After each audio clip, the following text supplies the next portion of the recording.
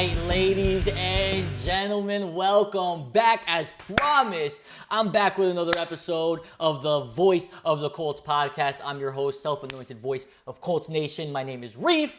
Welcome back. This is episode number 16 of the Voice of the Colts podcast.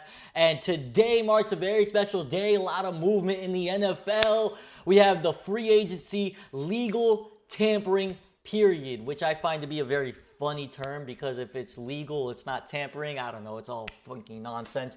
And it's very funny and odd how at 12 o'clock Eastern time, the tampering period began.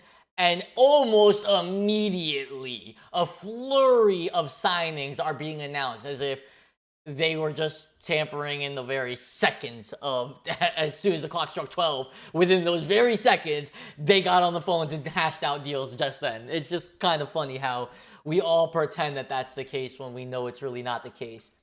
It was a very busy day in the NFL, and we talked about this yesterday. We talked about a lot of the things that the Colts need to get figured out. We talked about Daniel Jones with the franchise, or not the franchise tag, the transition tag, and all the implications that had, which included Alec Pierce testing the market with so many rumors about Alec Pierce signing with the New England Patriots, for example, or even the Tennessee Titans, which we all feared.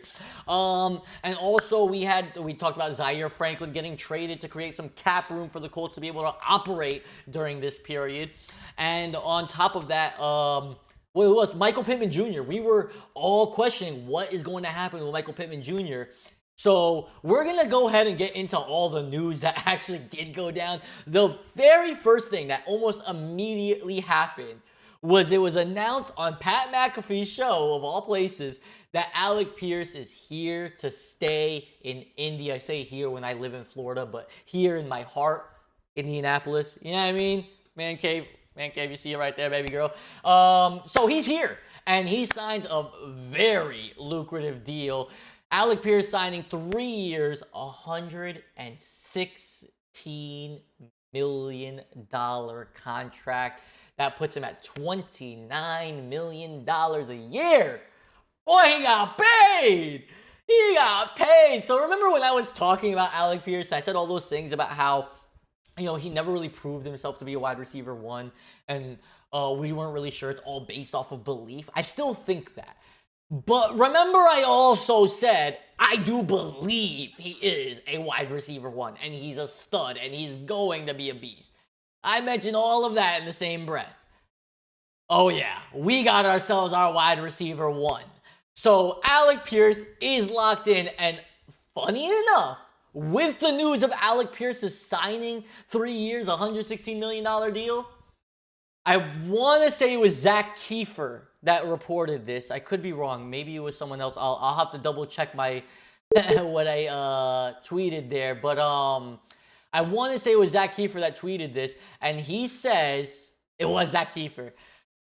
I quote, Colts deal with Alec Pierce has actually been done and agreed to for a few days.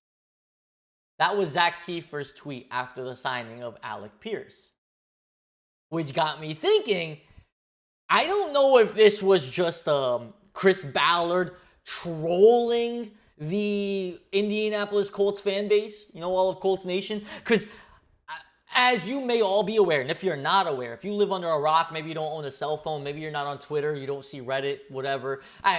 More likely you're not on Reddit than you're not on Twitter, but regardless of what you're not on and you're under your rock and you didn't see this, Colts fans have been irate with Chris Ballard because he didn't get the deal done a few days ago after placing the transition tag on Daniel Jones. And I mean irate. How we're normally, most of the fans are normally really upset with Chris Ballard? I always stop myself because I want to say we when I refer to the Colts fans because I'm a Colts fan. I love Colts fans, sort of sometimes. I love the Colts, and I'm part of this community, and I want to continue to be a part of this community. But I'm also not the guy that's included in the group of people that's irate with Chris Ballard. I actually have I'm very fond of Chris Ballard. The Colts' successes, or lack thereof, I should say, hurts my soul, but I'm not out here pointing the finger at one person for that, and damn sure not going to be Chris Ballard for that. But Colts fans have been irate with Ballard for the last couple of days because he didn't get the deal done.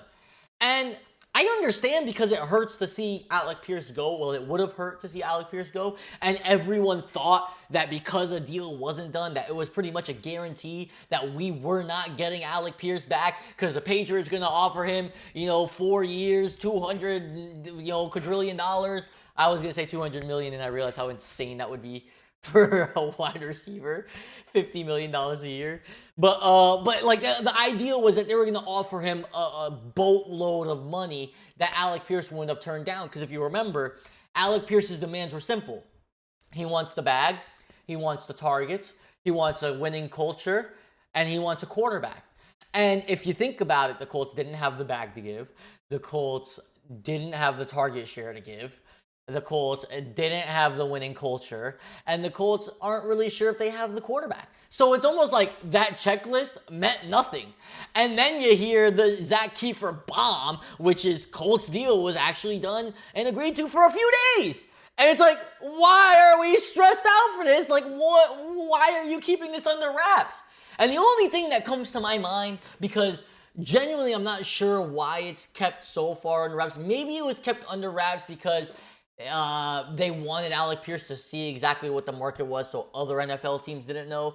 But the only other thing I could think of was Chris Ballard was kind of like, I'm going to play with their emotions for a couple days because he sees the talk. He sees how everybody's on his arse. That nobody's giving him the time of day here. Like, and all Colts fans, and I said this immediately after the deal was done, I said, the apology has to be as loud as the criticism, guys.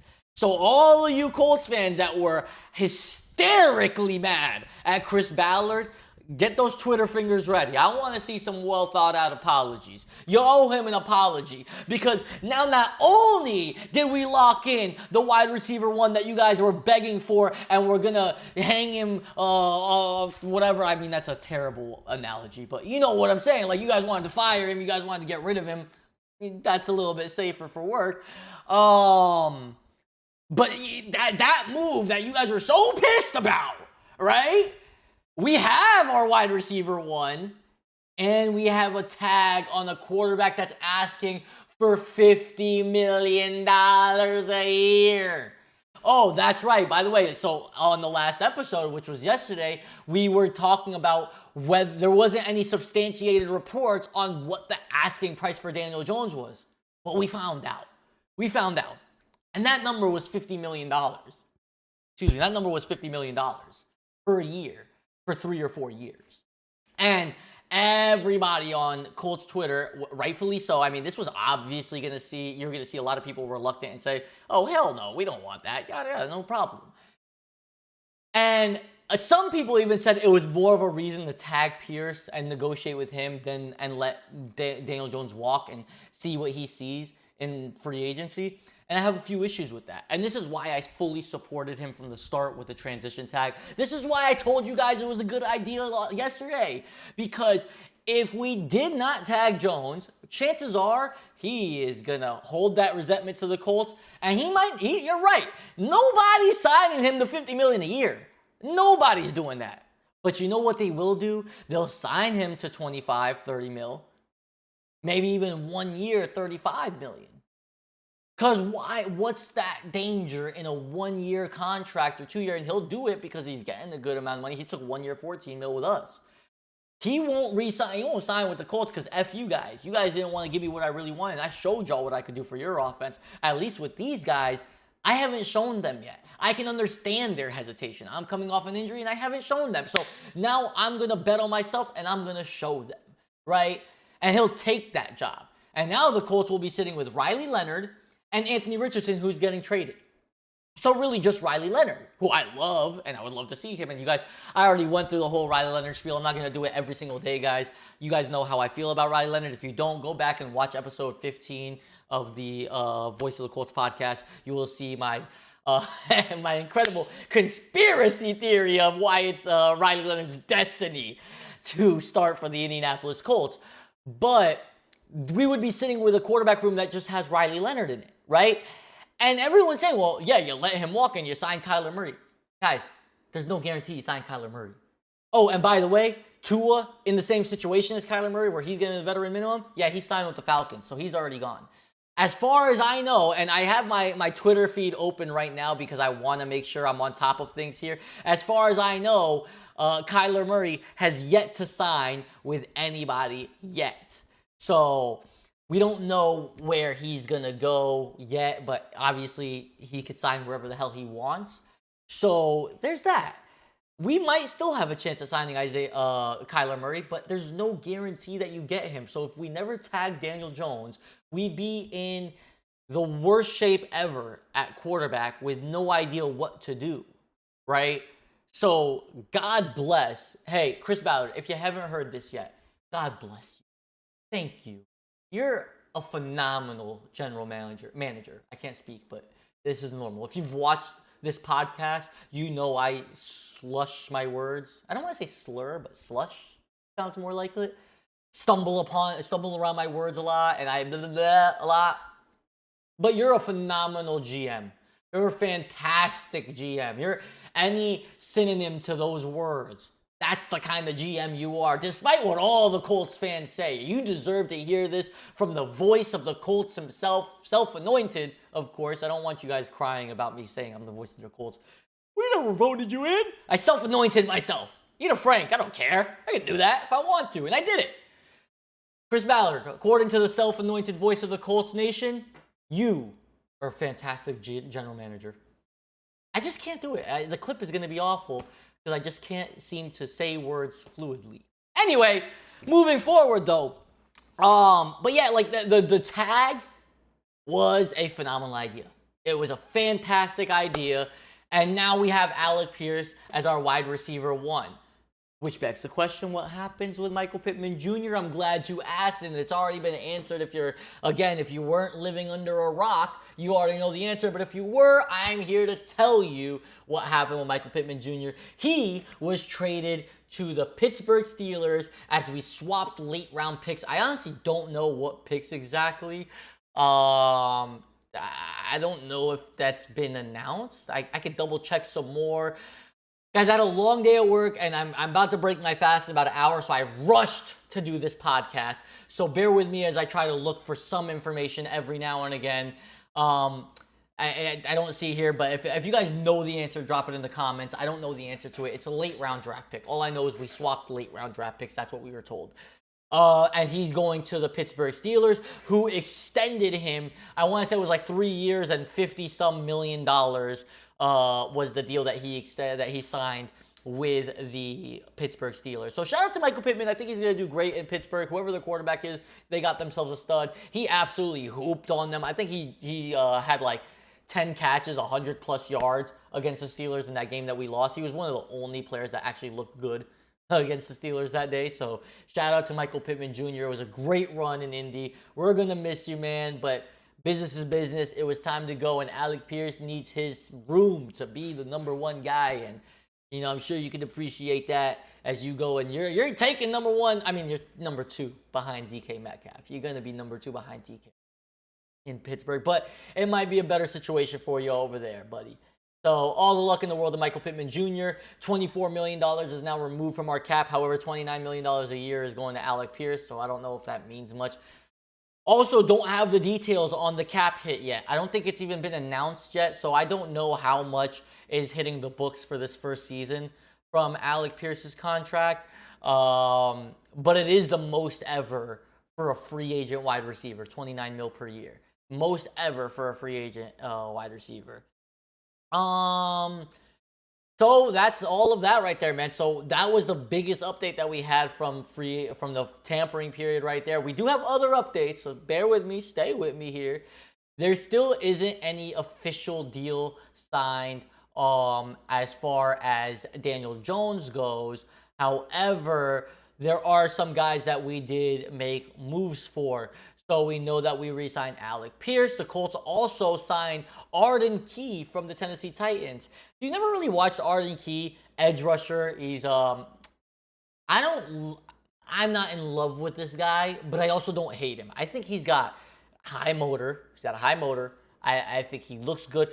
He kind of reminds me of like I'm gonna sound a little crazy, but he kind of reminds me of Kwity Paye. So it's like we kind of replaced Kwity Paye with a lower contract. Um, so and it's just more depth. It's more depth. It's not the Trey Hendrickson signing that you guys all wanted. Well, we all wanted. I say you guys as if that's not me. I want Trey Hendrickson more than oxygen, but it's not the Trey Hendrickson signing, which sucks, but it's also not the end of the world. And I think having depth at that position is also very good for us. We need it. It's a necessity. Veteran depth is a necessity. So this helps us a ton. Although it's not like the biggest needle mover, it just gets one thing else off of our plate. And I want to say it was like 10 mil a year for this guy. So it's not the crazy. It's not like a Samson Ebukam contract. Nothing crazy. It's not the end of the world. Kwity Paye is no longer an Indianapolis Colt. So again, why we kind of needed to replace Kwity Paye was because he has now gone to the Las Vegas Raiders, like we all kind of imagined. I think every one of us, when we did the episode projecting what the Colts were going to do in free agency, I think pretty much every single one of us was okay with the idea of we were letting Kwity Paye walk, and we just weren't willing to pay the contract that we think that he was going to demand, and we don't think he was worth it. The Las Vegas Raiders thought he was worth it, and they gave him a 3-year, $48 million contract. I am telling you right now, there's no chance in hell the Colts were signing that contract with Kwity Paye. So Kwity Paye is out of here. Another guy that we really wanted to see in Indy, that I really wanted to see in Indy, was Nakobe Dean.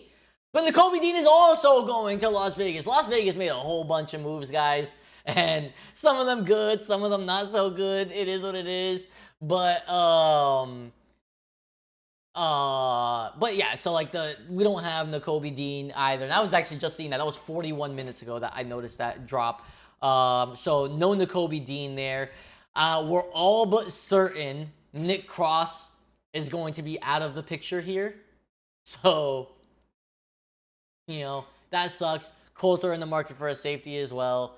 But yeah, that's a tough one. Let's see here. I gotta see Arden Key are the two guys that we got, and that's about it. The trade for Zaire Franklin we talked about. We got Colby Wooden. Wait, did we talk about? Yeah, we did talk about the trade for Zaire Franklin in the last podcast. I was kind of confused whether or not the trade went through before I recorded or not. It did. We talked about Colby Wooden a little bit. Undersized nose tackle. Should be playing more of a 3T than the 1T, so we'll see how the Colts utilize him. Has some raw pass rushing ability. He's only 25, will be 26 heading into the regular season. So we did get younger, a little bit quicker on the line with Colby Wooden, but again, not a real needle mover. But we have added two depth players to our defensive line. We solidified our wide receiver one, and we gained our leverage that we needed. And solidified our wide receiver one. We traded Michael Pittman Jr. and pick swapped, so we got that cap relief right there. I fully anticipate more cap casualties, guys. Grover Stewart could be on the block. I mentioned that last podcast. I still believe it's a possibility. Grover Stewart is gone. I believe that we're possibly going to reconstruct Quentin Nelson's contract. Maybe even Jonathan Taylor's contract may be reconstructed. They're both due up for contracts at the end of the year. And I'm sure we're going to see, there's going to be something, maybe even Kenny Moore is a cap casualty. I'd imagine we'd look to see what we could do for trades, but it's possible that we just cut him. Not entirely sure what the total cap space is. I'll have a better idea of that next time I get on this podcast. This is going to be a very short podcast. The last one was an hour and 15. This one's going to be like under 25 minutes because I just wanted to get in and go over all of the moves. The Colts haven't made a lot of moves themselves. They were pretty active, more active than they normally are, but we weren't nearly as active as the rest of the NFL, and the NFL was active. Like I said, I mean, the second the clock struck 12, I was on my phone. I took a lunch break at work, and I was on my phone nonstop refreshing Twitter and texting my family in our group chat. We have a Pick'ems group chat where it's me, my brother, and my two cousins that we do our NFL Pick'ems every year, and if you look at it, it's just 17 text messages in a row, just me announcing every single signing that I could at one time. It's just the funniest thing in the world because no one else was talking. It was just me kind of sending tweet after tweet. Well, I was texting them every single thing that went down. If you look at it right here, this is all. Wait, hold on, let me fix this. This is all me right here, just going through it, just sending them every single tweet and every single person that was going in. And yeah, man. So we were all over the free agent moves. And maybe when I have a little bit more time, I'll go over the free agent moves throughout the rest of the league. The Tennessee Titans had some really good moves. I'll tell you guys, the Tennessee Titans made some really good moves. I don't think the Texans or the Jaguars made any very impressive moves or things that we should concern ourselves with. But I know the Titans made some good moves there. And I want to just generally go over just where a lot of the guys are, like what happened to a lot of players. Actually, Justin, Adam Schefter, breaking news. Reed Blankenship signed with the Houston Texans for $24.75 million, and I cannot stand them. Oh my God, that defense is loaded. Do we not, guys? I don't think we understand how loaded this defense is. I don't think we understand how loaded that defense is. We're going to have a conversation about, what's going on in the offseason as it pertains to the Colts rivals and divisions. And as we get more of a better look of what's going on throughout the league, I'll have conversation points about that. But as of right now, I need to go and help my dad with dinner, get myself ready for iftar. As you guys know, I'm fasting for Ramadan, so it's coming up on that time to break my fast. But I wanted to get on here real briefly, just go over some of those things, because last podcast I had spoken about things that are just outdated, and I just wanted to make sure that we covered some of the other things so you could hear how I felt about it. And it's really just the Alec Pierce thing that was the biggest thing. And happy. Let me tell you, happy. But stay tuned, guys, because I will be coming in probably within the next couple days, maybe tomorrow, the day after tomorrow, possibly, to go over the inevitable more moves, because as we inch closer to March 11th, the Colts have to get under the cap. And so we are, I don't know how far away we are with all the moves that happen. Everything kind of moves kind of crazy here. There's going to be moves made. We don't know what they're going to be yet. So I promise when we find out, I'll be here to tell you how it impacts the Colts, how I feel about it, how y'all feel about it, whatever we want to talk about. We're going to get to talk about that. So that'll be in the next coming days. I'm struggling to think of anything else that needs to be spoken about. So with that being said, if you guys like the content here, you guys want to support Reef, you guys know what you have to do. Like, comment, subscribe, share, yada, yada, bang, boom, bye, bye.